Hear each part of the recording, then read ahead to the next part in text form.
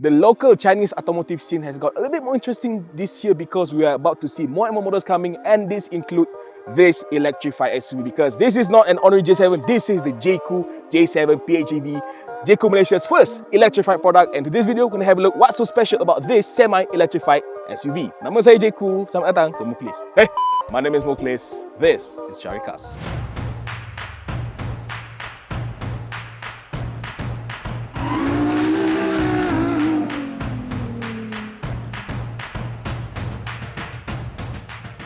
At one glance, you can see that the J7 PHEV looks painstakingly similar to its fully petrol trim, because there's nothing much difference compared to the plug-in hybrid and the petrol model. You still get the same commanding front face featuring these dual side LED headlights, commanding front grille, and on the side you can see it got this new 19-inch alloy wheels that with the more enclosed wheel design for better aerodynamics. Same goes to the rear part of the J7 PHEV, because the only notable difference include this new rear bumper garnish, and of course it comes with a PHEV badge at the tailgate here. Same goes for the J7 PHEV's boot space, because as you can see, it's almost similar in size compared to the petrol model, about 400 plus. But unfortunately, this being a semi-electrified product, you don't have space for spare wheel. Instead, it only got this small storage, enough for you to store your cables and whatnot. As for its battery and charging, as we all know, the J7 PHEV has a pretty sizable battery pack which measures about 18.3 kilowatt hour. And fun fact, the battery pack is actually supplied by BYD. Yes, this car uses the BYD LFP Blade battery pack that supplies it up to 100 kilometers of pure EV range. But more importantly, what's interesting about this car is in terms of charging. That is because the J7 PHEV is one of the few PHEVs in our market that supports both AC and DC fast charging. Okay, for AC, the number is capped at only 6.6 kilowatt, but the DC number is quite impressive, 40 kilowatt, meaning that theoretically a 30 to 80% charge can just take about 20 minutes or so, making it a pretty ideal companion for you to travel out of state. Of course, by far the biggest changes between the J7 PHEV and the full petrol model lies under the hood, because the J7 PHEV uses Jaecoo's proprietary super hybrid system, where it swaps the 1.6 litre turbo engine for a smaller 1.5 hybrid engine that is mated to a single electric motor to deliver a total system output of 347 PS and a whopping 525 Nm of torque. 0 to 100 figure is about 8.5 seconds, but what's more impressive about this hybrid setup is the fuel consumption rate, because Jaecoo claims this car can do only 4.9 liters of fuel for 100 kilometers of travel. That's quite impressive for such a hybrid car. And combined range, this is the claim range. They say they can go up to 1,200 kilometers, but I've personally tested this car back in China last year, where I managed to get very close to the 1,300 kilometers mark from just a single full tank and a single full charge. It goes to show that plug-in hybrids are really good if you are interested in long distance travel without having stopped for fuels or for charge. Alright, now we get inside the J7 PHEV. As you can see, life inside this plug-in hybrid SUV is quite similar to its petrol powertrain, but with some notable changes. The most jarring one actually is the central console, because you can see gone is the jet fighter style gear shifter where it's been moved behind the steering, where the center console has now got a little bit more simpler and cleaner. You get some buttons for the unlock mode, for the driving mode, and even buttons for both the EV and HEV driving modes, which I'm going to explain a little bit more later.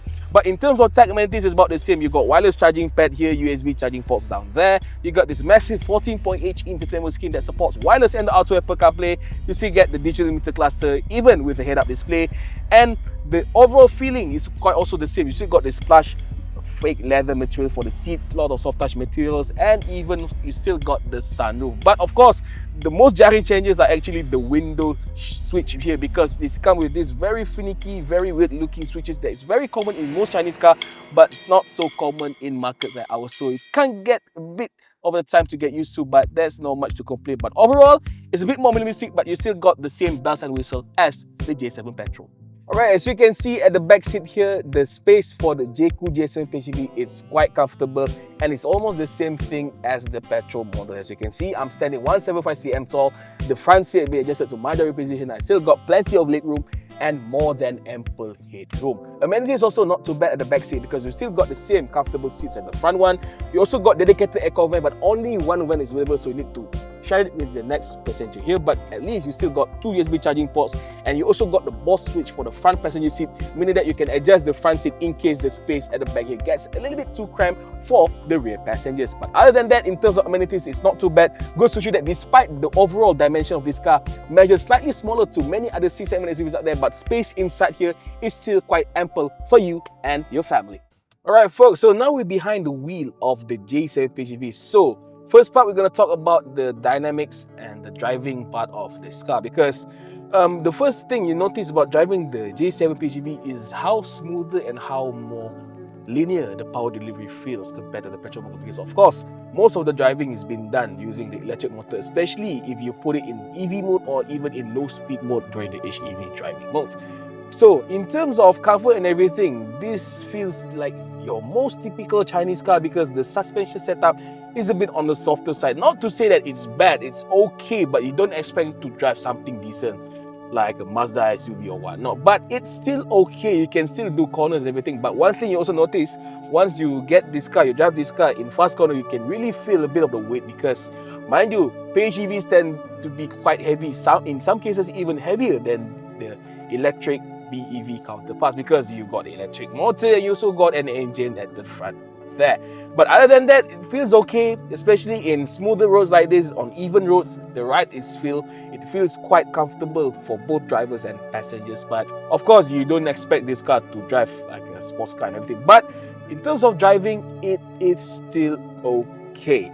But overall, in terms of NVH also, is quite nice, because like I said, most of the driving is by the electric, so you don't get the engine roar, because most hybrids, when it's self-charging the battery, the engine idle noises can be quite loud, especially in something like Toyotas and Hondas. But in the Jaecoo J7 PHEV, so far my experience, you can feel the engine hum, but it's not too jarring, it's not too loud as many other hybrids I've tested before. So overall, in terms of driving, it's okay, nothing to write home about, but you can really feel the improvement in terms of smoothness and in terms of power compared to the J7 petrol version. Alright, so now we're going to explain on the EV and HEV driving modes inside the J7 PHEV. Beside the standard normal comfort and sport driving modes, this car also comes with 2 separate energy driving modes, namely the EV and HEV, because like many other PHEVs out there, the J7 also supports full electric driving mode, where the drive is being done entirely using the electric motor and power is drawn entirely per se from the battery pack itself. Because according to Jaecoo, a full charge can grant you up to 100 kilometers of pure electric range, which is quite impressive. But I personally tested it. From my personal experience, I managed to get almost 120 kilometers from a single full charge before the engine kicks in. That is because once the battery dips below a certain percentage, let's say about 30 to 20%, depending on how much you set it up, that's when the engine kicks in, where the engine acts as a generator to provide juice to the battery, while drive is still being done mostly by the electric motor. But once you get to a certain situation where the battery is deep below 10%, where the engine couldn't help to generate the battery in time, that's where the engine itself kicks in and helps you to drive the car alongside the electric motor. So goes to show that the PHEV here technically got 3 distinct driving mode, which is full EV, combined EV and motor, and full petrol mode. So it provides you with a good flexibility just in case you run out of the battery charge or even you're in low fuel level. But of course, more importantly is that you really need to know. It's important for you to learn that, to know that which driving mode you are in, because it really helps you to save up fuel, and you can play around with the screen with the menu, new energy mode. You can see, you can set up the distance and everything. You can see the power consumption and everything. All is being done here inside the screen. So like it or not, like I said just now, you really need to learn how to use the infotainment here. But unfortunately, given that Jaecoo's decision to make the J7 PHEV's cabin a bit more minimalistic and simplified, the ergonomic parts is a bit compromised, dare I say, compared to the petrol model, and especially if you compare to many other conventional SUVs out there. Because like always, most of the settings are actually hidden inside the infotainment. But for the J7 PHEV, it gets a bit worse, because even for things like you need to turn off your car, because this car doesn't have any start button, because the start-stop button is actually located inside the infotainment. So does the button for the EPBs and most of the ADAS functions and everything. So things can get a bit confusing at first, because you really need to use the screen to get most of the setting, which can be quite a not so nice experience for many drivers, especially those who are more on leaner to more traditional driving side.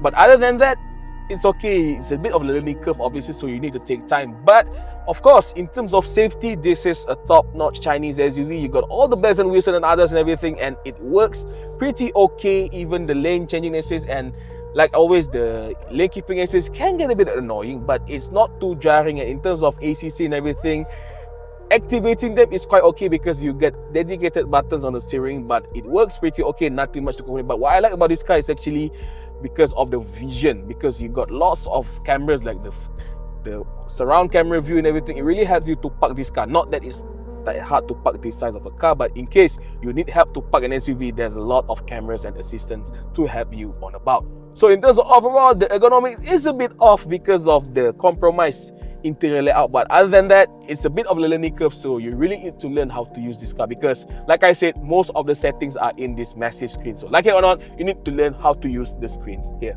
So in conclusion, I can barely say that the Jaecoo J7 PHEV improves in almost every aspect compared to its petrol-powered twin, provided that you are brave enough to jump into the semi-electrification wagon.